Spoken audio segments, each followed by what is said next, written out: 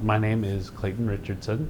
I am an administrative support assistant for the College of Arts and Architecture undergraduate education office for Penn State. And that's my day job.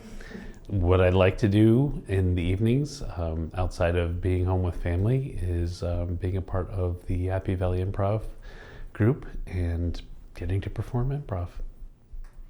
You scared the shit out of them!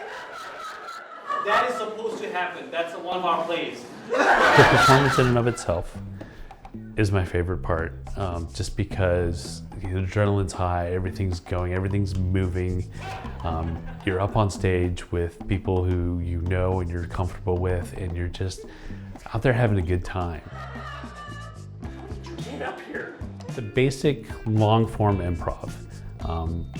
What we do is we start with an audience member giving us a word, and then there will be three people who go up who give a real-life story related to that word, and then we start building off of those inspirations and a number of scenes to fill that slot time on it.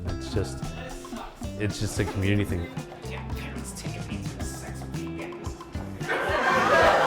For the third set, we say goodnight to everybody. We're supposed to go over to the door and thank the people for being there, which is kind of nice. I like doing that. I like being a part of that.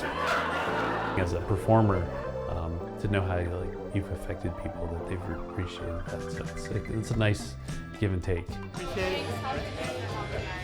I like improv for a number of reasons.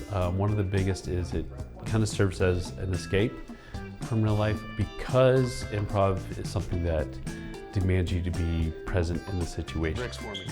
You almost have to force yourself to clear your mind of everything else that is going on in your life at that time. Improv for me personally has, I would say, given me a little more confidence. I feel confident in being able to speak my mind, to come up with answers.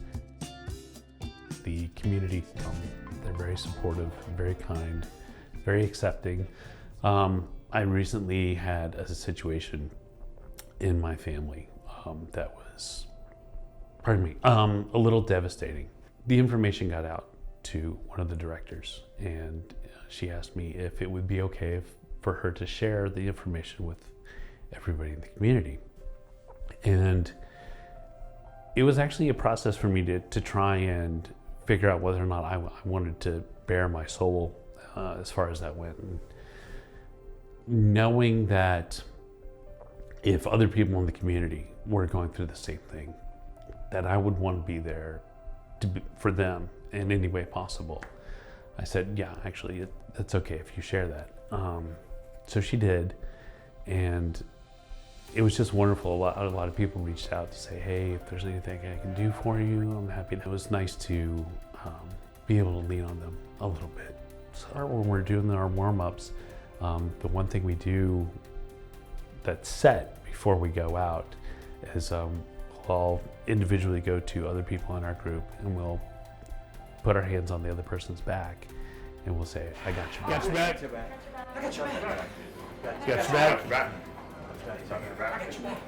Just kind of reinforces the idea that we are there to support each other. Got your back. Got your back. When I joined improv, I did not have a goal. The goal for me was to do something new and fun.